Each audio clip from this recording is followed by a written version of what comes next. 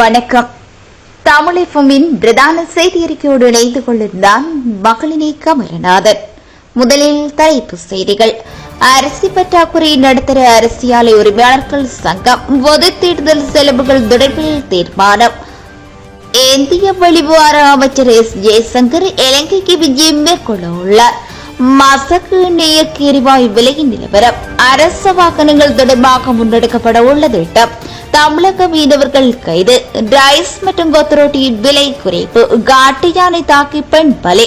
உடலாமலுக்கு வரும் வகையில் யுத்த நடவடிக்கைகள் நிறுத்தம்.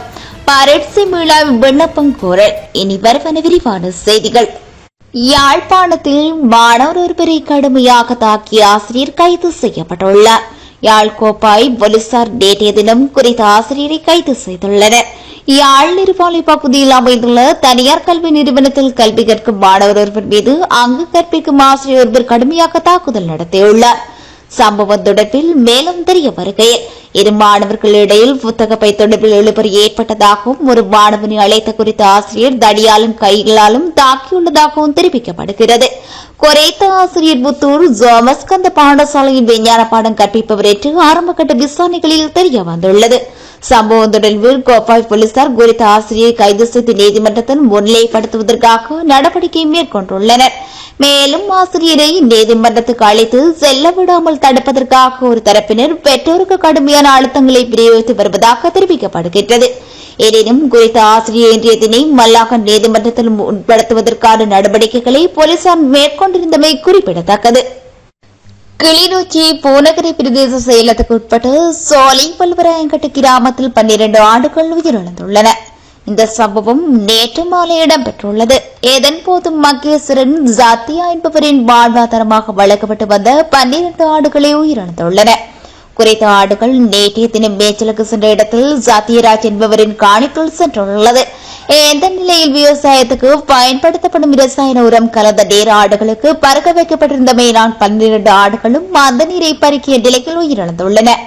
இதனையடுத்து குறித்த சம்பவம் தொடர்பில் பூநகரி போலீஸ் நிலையத்தில் முறைப்பாடு செய்யப்பட்டுள்ளதுடன் போலீசார் விசாரணைகளை மேற்கொண்டு வருகின்றனர். பொது தேர்தலை தொடர்ந்து நிச்சயமாக மாகாண சபை தேர்தலை நடத்துவோம் என்று பிரதமர் கரணி அமரசூரிய உறுதியளித்துள்ளார். ஊடகம் ஒன்றுக்கு வழங்கிய நேர்காணலின் போதே அவர் மேற்கொண்டவாறு குறிப்பிட்டுள்ளார். மாகாண சபை தேர்தலை நடத்துவது இனப்பிரச்சினைக்கு தீர்வு காண்பது என்பது அரசியல் வாக்குறுதி அல்லாது அவர்களின் உரிமை. எவ்வித மாற்றமும் இல்லாமல் பொது தேர்தலை தொடர்ந்து மாகாண சபை தேர்தலை நிச்சயம் நடத்துவோம். இனப்பிரச்சினைக்கு ஒரு நிலைக்குள் இருந்து கொண்டு மாத்திரம் தீர்வு காண முடியாது. புதிய அரசியலமைப்பு உருவாக்கம் மற்றும் புதிய சட்ட உருவாக்கம் ஊடாக தேர்வு காணலாம் என்று கருதுகிறார்கள். அதுவல்ல, அரசாங்கம் செயற்படுத்தும் விதத்தை அடிப்படையாக கொண்டு இனப்பிரச்சினைக்கு தீர்வு காண வேண்டும். தமிழ் முஸ்லிம் மக்கள் அரசாங்கம் தம்மையும் பிரதிநிதிப்படுத்துகிறது என்பதை உணர வேண்டும். அவ்வாறான வகையில் அரசாங்கம் செயற்பட வேண்டும். சட்டமன்றத்தினூடாக மாத்திரம் இதனை மேற்கொள்ள முடியாது. நாட்டை நிர்வகிக்கும் கலாச்சாரம் மாற்றம் அடைய வேண்டும். அந்த மாற்றத்தினை நிச்சயம் ஏற்படுத்துவோம். மொழி உரிமை, அரச நிர்வாக உரிமை பொதுவான முறையில் உறுதிப்படுத்தப்படும். அதனைத் தொடர்ந்து அரசியலமைப்பின் ஊடாக மாற்றங்களை ஏற்படுத்துவோம். தீர்க்க முடியாத பல பிரச்சினைகள் காணப்படுகின்றன. அரசியல், கல்வி, சுகாதாரம், சமூகம் சார்ந்த விடயங்கள் உட்பட அடிப்படை தேவைகளில் காணப்படும் பிரச்சினைகள் என பிரச்சினைக்கு ஒரு காரணியாக உள்ளது. யுத்தம் முடிவடைந்துள்ளது. இருப்பினும் பாதிக்கப்பட்டவர்களுக்கு தீர்வு கிடைக்கவில்லை. இடைக்கால அரசாங்கத்தின் பாரிய அளவிலான மாற்றங்களை மேற்கொள்ள முடியும் என்று எதிர்பார்க்க முடியாது. இருப்பினும் அரசாங்கத்தின் செயற்பாட்டு ஒழுங்குமுறையினூடாக காலம் காலமாக காணப்படும் பிரச்சினைகளுக்கு முரண்பாடற்ற வகையில் தீர்வினை பெற்றுக் கொடுப்போம். புதிய அரசியலமைப்பு உருவாக்கத்திற்கான நடவடிக்கைகளை சிறந்த முறையில் முன்னெடுப்போம் என குறிப்பிட்டுள்ளார். யுத்திய நடவடிக்கைகளுக்காக விசேட கடமையில் ஈடுபட்டப்படுத்திருந்த போலீசார் அனைவரையும் உடனடியாக நடைமுறைக்கு வரும் வகையில் கடமைகளிலிருந்து விலகுமாறு உத்தரவு பிறப்பிக்கப்பட்டுள்ளது. புதிதாக நியமிக்கப்பட்டுள்ள பதில் போலீஸ் மா அதிபர் பிரேந்த வீரசூரிய இந்த உத்தரவினை பிறப்பித்துள்ளார். மேலும் யுத்திய விசேட நடவடிக்கையை நடைமுறைப்படுத்துவதில் உள்ள குறைபாடுகளை அவதானித்து அவற்றை சரிசெய்த சட்டத்தின் மூலம் போலீசாருக்கு வழங்கப்பட்டுள்ள அதிகாரங்களுக்கு அமைவாக போலீசார் தொடர்ந்து நடவடிக்கைகளை மேற்கொள்வார்கள் என குறிப்பிடப்பட்டுள்ளது. அத்துடன் நேரிய பணிகளில் பணியமர்த்தப்பட்ட அதிகாரிகளை வழிநடத்துவதன் மூலம் அவர்கள் எதிர்காலத்தில் அதிக திறனுடன் செயல்படுவார்கள் என நம்புவதாக பதில் போலீஸ் மா அதிபர் பிரேந்த வீரசூரிய தெரிவித்துள்ளார். இதேவேளை போலீஸ் அதிகாரிகளின் பற்றாக்குறை தற்போது காணப்படுவதாகவும் அந்த பற்றாக்குறைக்கு மாற்று தீர்வாக இதுவரை ஏனைய பணிகளில் அமர்த்தப்பட்ட போலீஸ் அதிகாரிகளை கொண்டு பொது பணியில் குறைப்பாக குற்ற செயல்களை தடுக்கும் பணிகளில் ஈடுபடுத்த நடவடிக்கைகள் மேற்கொள்ளப்படும் என அவர் மேலும் தெரிவித்துள்ளமை குறிப்பிடத்தக்கது.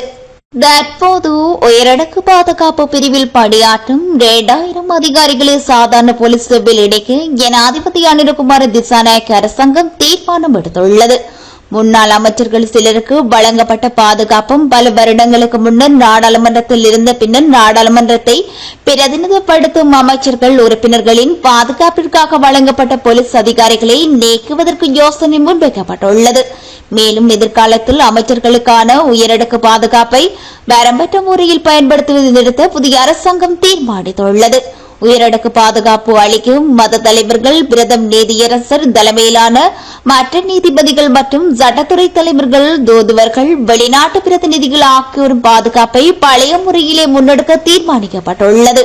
எவ்வாறாயினும் அச்சுறுத்தலுக்கு உள்ளாகியிருக்கும் முக்கியஸ்தர்களுக்கு உயரடுக்கு பாதுகாப்பை வழங்குவது புதிய அரசாங்கம் தீர்மானித்துள்ளது. சந்தையில் தற்போது நாட்டு அரிசிக்கு பற்றாக்குறை ஏற்பட்டுள்ளதாகவும் வெண்ணிலையானது பாரிய அளவிலான அரிசி ஆலை உரிமையாளர்களினால் ஏற்படுத்தப்பட்டுள்ளதாகவும் சிறிய மற்றும் நடுத்தர அரிசி ஆலை உரிமையாளர்கள் சங்கம் குற்றம் சுமத்தியுள்ளது. எதிர்காலத்தில் நாட்டு அரிசி கட்டுப்பாட்டு விலையில் விற்கப்படும் எனவும் இது அரசாங்கத்துக்கு ஆதரவாக எடுக்கப்பட்ட தீர்மானம் எனவும் பாரிய அளவிலான அரிசி ஆலை உரிமையாளர்கள் சங்கம் நேற்று நடத்திய ஊடக சந்திப்பின் போது அதன் தலைவர் லட்லி சிறிசேன இதனை தெரிவித்திருந்தார்.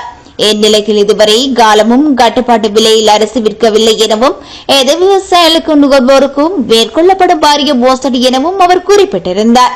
இதேவேளை இந்த விடயத்தில் அரசாங்கம் உடனடியாக தலையிட்டு நடவடிக்கை மேற்கொள்ள வேண்டும் எனவும் பாரிய அளவிலான அரசியல் உரிமையாளர் சங்கத்தின் தலைவர் லட்லி சிறிசேன கோரிக்கை விடுத்திருந்தார்.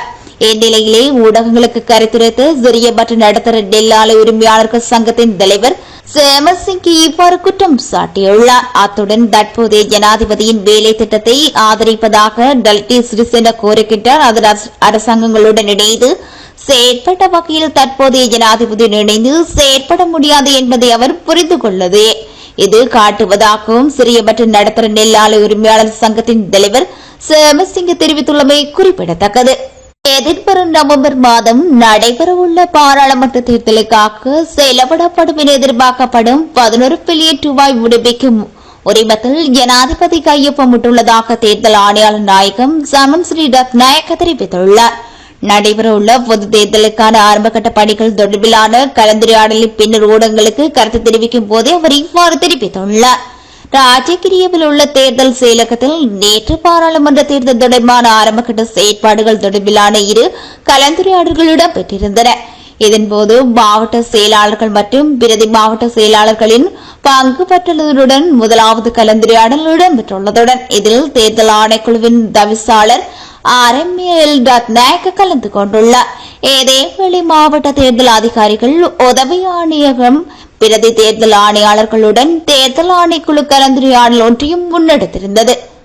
யாழ்ப்பாணம் நெடுந்தீவு கடற்பகுதியில் அத்துமீறி கடத்தொழிலில் ஈடுபட்ட குற்றச்சாட்டில் 17 இந்திய மீனவர்கள் கடற்படையினரால் கைது செய்யப்பட்டுள்ளதாகவும் அவர்களது 2 படகுகள் கைப்பற்றப்பட்டுள்ளதாகவும் கடற்படை பேச்சாளர் தெரிவித்துள்ளார்.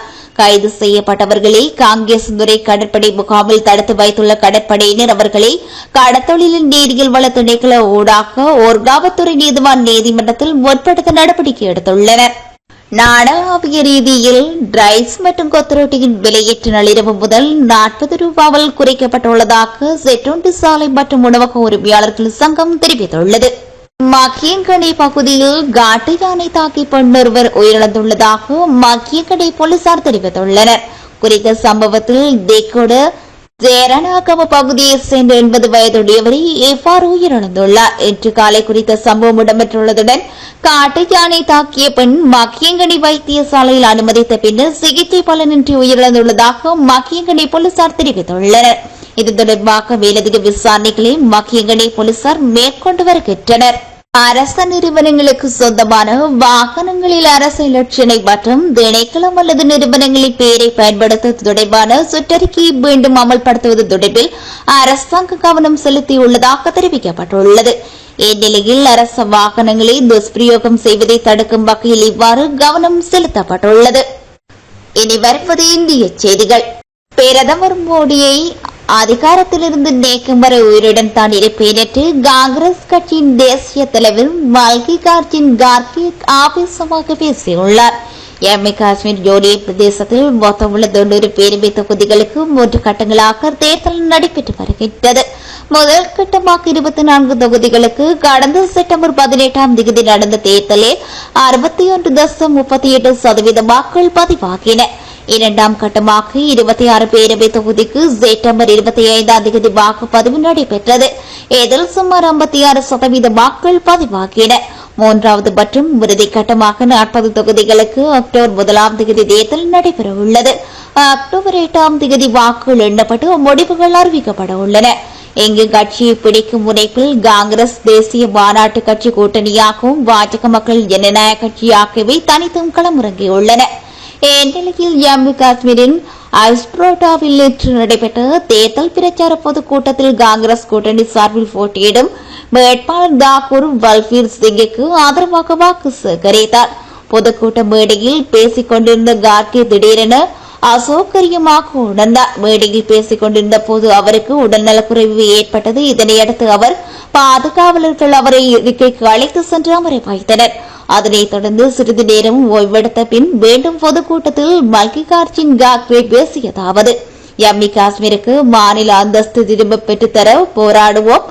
எனக்கு 83 வயதாகின்றது. அதே வேளையில் வெகு சீக்கிரத்தில் நான் நொற்றும் சாகப் போவதில்லை. பிரதமர் மோடி அதிகாரத்திலிருந்து நீக்கப்படும் வரை நான் உயிரிழந்து தான் இருப்பேன். பாஜக ஏராளமான வாக்குறுதிகளை ஜம்மு காஷ்மீர் மக்களுக்கு அளித்திருந்தது. ஆனால் அவர்கள் எதையும் செய்யவில்லை. இப்போது அமித்ஷா 5 லட்சம் வேலைவாய்ப்புகளை அளிக்கப் போவதாக தெரிவித்துள்ளனர்.